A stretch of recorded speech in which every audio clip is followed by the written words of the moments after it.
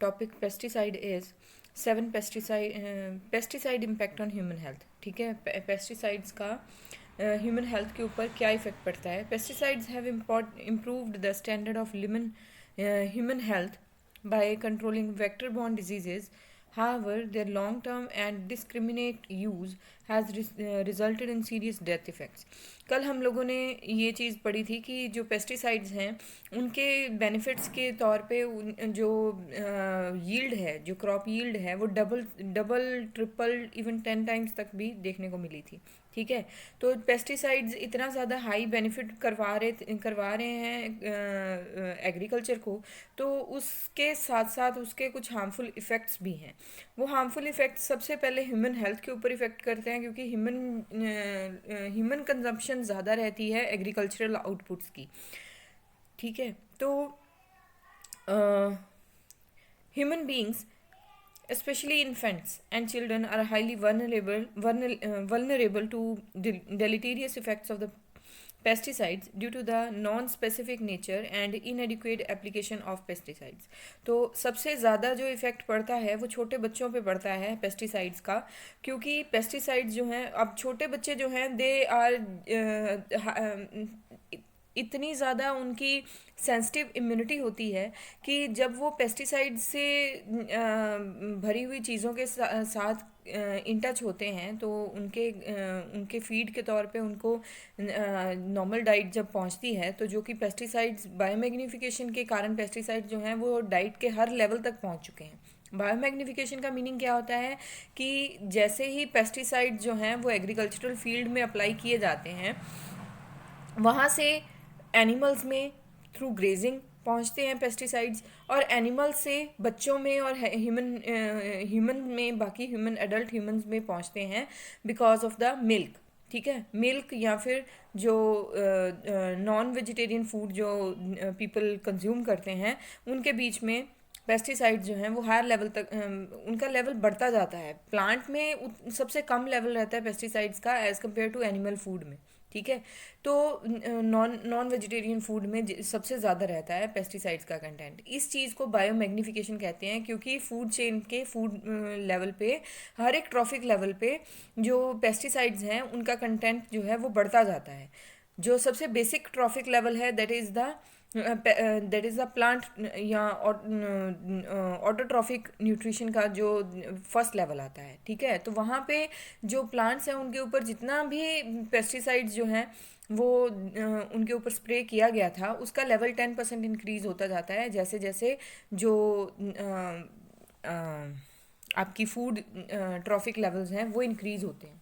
ठीक है, according to World Health Organization, each year about 3 lakh cases 3 billion cases of pesticide poisoning and 2 lakh 20,000 deaths are reported in developing countries. ठीक है, तो developing countries में इतने ज़्यादा case जो हैं पेस्टिसाइड पॉइजन के और डेथ्स के देखने को मिलते हैं। About 2.2 million people mainly belonging to developing countries are at increased risk of exposure to pesticides. तो डेवलपिंग कंट्रीज़ में लोगों का ज़्यादा रिस्क रहता है पेस्टिसाइड्स के थ्रू एक्सपोजर का। वो इसलिए क्योंकि जो डेवलप्ड कंट्रीज़ हैं वहाँ पे और बहुत सारे ऐसे मेजर्स बन चुके हैं आज के टाइम पे, जिनकी हेल्प से यील्ड ज़्यादा आ सकती है और पेस्टिसाइड्स का यूज़ जो है वो कम करना पड़ रहा है। But in case of developing countries, to save the money, people are using pesticides at a broad level, जिसकी वजह से जो पेस्टिसाइड्स का जो कंटेंट है वो बढ़ता जाता है। Pesticides enter the human body through injection, खाना खाने से ह्यूमन के अंदर जाते हैं, इनहेलेशन सांस लेने से जाते हैं, और पेनिट्रेशन वाया द स्किन, और स्किन के थ्रू पेनिट्रेट करके अंदर चले जाते हैं। But the majority of people get affected via intake of the pesticide contaminated food. लेकिन ज़्यादातर लोग जो हैं वो पेस्टिसाइड कंटेमिनेटेड फूड की वजह से सिक हो जाते हैं। After crossing several barriers, they ultimately reach human tissues और storage compartments। बहुत ज़्यादा हायर लेवल पे पेस्टिसाइड्स का कंजम्पशन होने के कारण जो अल्टीमेटली जो पेस्टिसाइड्स हैं ह्यूमन टिश्यूज़ में पहुंचते हैं और स्टोरेज कंपार्टमेंट्स में पहुंचते हैं। स्टोरेज कंपार्टमेंट्स जैसे जो आपके मसल्स और जो बाकी स्टोरेज कंपार्टमेंट्स हैं सेल्स के, वहाँ पे पहुँचते हैं. Although human bodies have mechanisms for the excretion of toxins, however, in some cases, it retains them through absorption in the circulatory system. लेकिन जो ह्यूमन बॉडीज़ हैं वहाँ पे टॉक्सिन्स को रिलीज़ करने का एक मेथड रहता है कि एक्सक्रीशन के थ्रू चले जाते हैं बाहर बॉडी से. However in some cases it retains them through absorption in the circulatory system. लेकिन उसके बावजूद भी टॉक्सिन्स जब रिमूव किए जाते हैं, लेकिन रीअब्जॉर्प्शन के कारण सर्कुलेटरी सिस्टम में दोबारा से वो एब्जॉर्ब भी हो जाते हैं.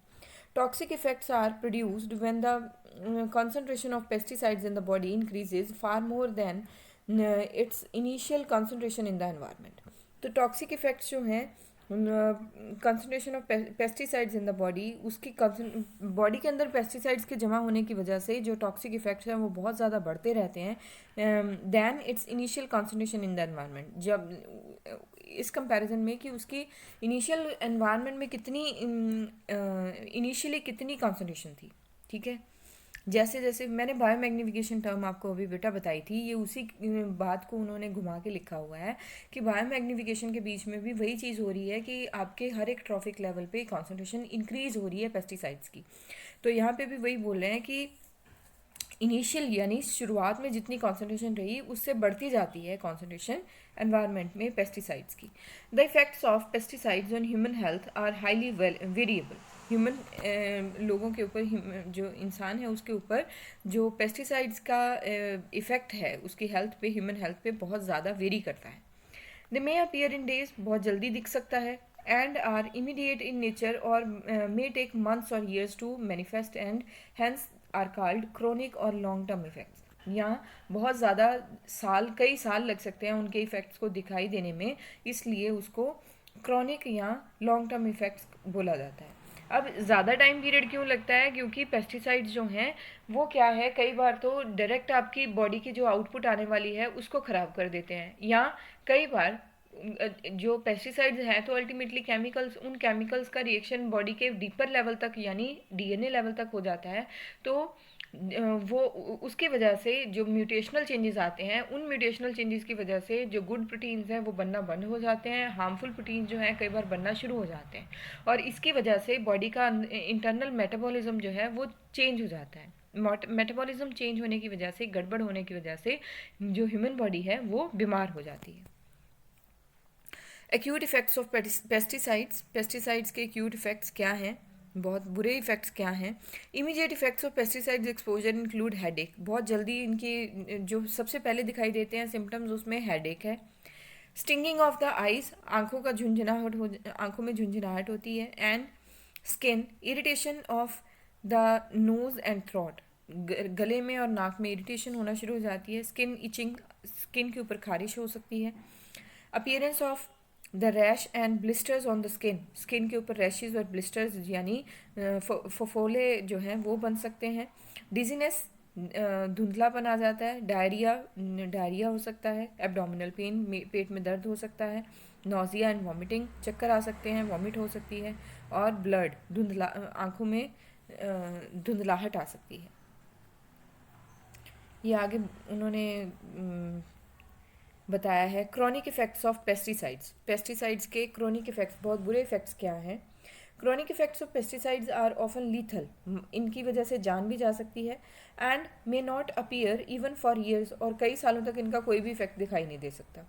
These are long term effects that cause damage to multiple body organs. इसकी वजह से बहुत सारे बॉडी ऑर्गन्स को डैमेज कर सकते हैं ये. Pesticides exposure for prolonged periods of time results in following consequences. Pesticides का यूज़ जो है वो नीचे दिखाई देने वाले जो पॉइंट्स हैं उनके बारे में बताया गया है. ठीक है, first is pesticide exposure can cause a range of neurological health effects such as loss of coordination and memory, reduced visual ability and reduced motor signaling. Pesticides का एक्सपोजर जो है उसकी वजह से न्यूरोलॉजिकल हेल्थ इफेक्ट्स यानी nervous system को damage करने का काम कर सकता है. ये नर्वस सिस्टम डैमेज हो सकता है. न्यूरोलॉजिकल हेल्थ इफेक्ट्स जो हैं आपकी हेल्थ के ऊपर न्यूरोलॉजिकली उसको ख़राब कर सकता है ये। लॉस ऑफ कोऑर्डिनेशन, कोऑर्डिनेशन होता है जब आपका नर्वस सिस्टम जो है आपके एक्सटर्नल एनवायरनमेंट के साथ कॉरस्पॉन्ड करके रिस्पॉन्स करता है, उस चीज़ को हम कोऑर्डिनेशन बोलते हैं। And memory, loss of coordination and memory, memory जा सकती है। रिड्यूस्ड विजुअल एबिलिटी, देखने की क्षमता में कमी आ सकती है। एंड रिड्यूस्ड मोटर सिग्नलिंग, और बहुत जल्दी हम जब किसी चीज़ को रिस्पॉन्स करते हैं उस चीज़ में कमी आ सकती है। जैसे अगर किसी गर्म चीज़ को टच किया तो बहुत जल्दी हम अपना हाथ पीछे कर लेते हैं, बट अगर सेंसिबिलिटी स्लो हो गई है, गर्म चीज़ को हाथ पीछे करने में डिले हो सकती है और आपकी स्किन जो पर्सन की स्किन जो है उसको डैमेज हो सकता है।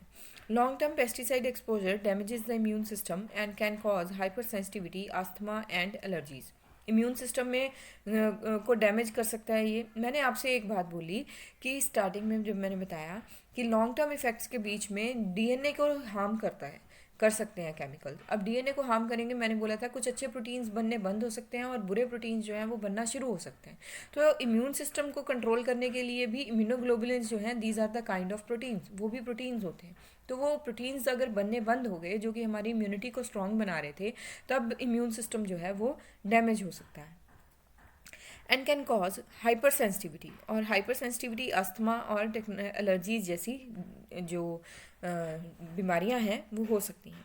Pesticide residues pesticide residues have been found in the blood stream of cancer patients compared to normal individuals. अब जो कैंसर पेशेंट्स हैं उनके ब्लड में पेस्टिसाइड के रेजिड्यूज देखे जा सकते हैं, यानी ये चीज़ पता चली है कि कैंसर होने का एकमात्र कारण पेस्टिसाइड का यूज़ भी है।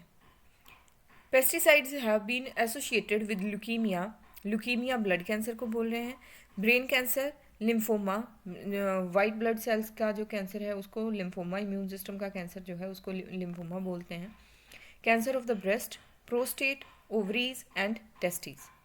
The presence of the pesticides in the body for a long time also affects reproductive capabilities by altering the levels of male and female reproductive hormones. तो पेस्टिसाइड जो हैं बॉडी के बीच में रिप्रोडक्टिव एबिलिटीज़ को भी कम कर सकते हैं। Consequently, it results in stillbirth, birth defects, spontaneous abortion and infertility. तो इनकी वजह से इतने बुरे जो सिचुएशंस हैं वो भी क्रिएट हो सकती हैं, जिनके बीच में स्टिल बर्थ यानी डेथ बेबी का बॉर्न होना, बर्थ डिफेक्ट्स और infertility etcetera. Long term exposure to pesticides also damages liver, lungs, kidneys and may cause blood diseases. तो ज़्यादा देर तक अगर पेस्टिसाइड्स का यूज़ होता रहे तो इसकी वजह से लिवर डैमेज हो सकता है, लंग्स डैमेज हो सकते हैं, किडनीज डैमेज हो सकती हैं और ब्लड डिजीज़ जो हैं वो भी हो सकती हैं। ब्लड इम्प्योर ब्लड की वजह से जो डिजीज़ होती हैं वो भी हो सकती हैं। Injection of the organochlorines causes hypersensitivity to light, sound and touch, dizziness, tremors, seizures, vomiting, nausea, confusion and nervousness. तो ज़्यादा ऑर्गेनोक्लोरीन्स जो हैं, organochlorines are also the kind of pesticides जिनका यूज़ करने से ये सारी बीमारियां जो हैं वो हो सकती हैं। Exposure to organophosphates and carbamates cause symptoms similar to those of the increased neurotransmitter acetylcholine. अब एक्सपोजर टू ऑर्गेनोफॉस्फेट्स और कार्बामेट्स जो हैं उनकी वजह से ऐसे सिमिलर सिम्टम जो हैं वो आ सकते हैं कि to those of increased neurotransmitter acetyl, जैसे न्यूरोट्रांसमीटर एसिटाइलकोलिन की मात्रा बढ़ गई हो बॉडी में, ऐसे सिम्टम्स जो है ऑर्गेनोफॉस्फेट्स देने शुरू कर देते हैं। These pesticides interfere with the normal nerve signal transduction, and exposure to them causes headaches, dizziness, confusion, nausea and vomiting, muscle and chest pain. तो इनकी वजह से जो सवियर डिजीज़ जो हैं सिग्नल ट्रांसडक्शन की वजह से नॉर्मल नर्वस सिस्टम ट्रांसडक्शन जो है उसको गड़बड़ हो जाती है, उसको गड़बड़ा देते हैं ये, और उसकी वजह से ये सारे जो प्रॉब्लम्स हैं वो होनी शुरू हो जाती हैं। Coma and death may occur in severe cases. Pyrethroids can cause an allergic skin response, aggressiveness, hyperexcitation, reproductive or developmental effects in addition to causing tremors and seizures, it is observed that there is a relationship between pesticides and Parkinson's disease and Alzheimer's disease. अब ये क्या है कि pesticides जो हैं वो Parkinson's disease और Alzheimer disease जो हैं ऐसी डिजीज़ के बारे में इनका रिलेशनशिप जो है या इनके सिम्टम्स जो हैं इन डिजीज़ के साथ सिमिलर होते हैं. अब मैंने पीछे यहाँ पे एक जगह पे कुछ सिम्टम्स थे, जैसे loss of visibility, visual ability, reduced motor signalling, loss of memory. ये जो सिम्टम्स हैं ये पार्किंसंस डिजीज़ और अल्जाइमर्स डिजीज़ के सिम्टम्स होते हैं. तो इनके साथ पेस्टिसाइड्स के सिम्टम्स भी सिमिलर हो जाते हैं. ठीक है बेटा, तो आज के टॉपिक में मैंने ये कवर किया है. आपका जो नेक्स्ट टॉपिक है उसको हम नेक्स्ट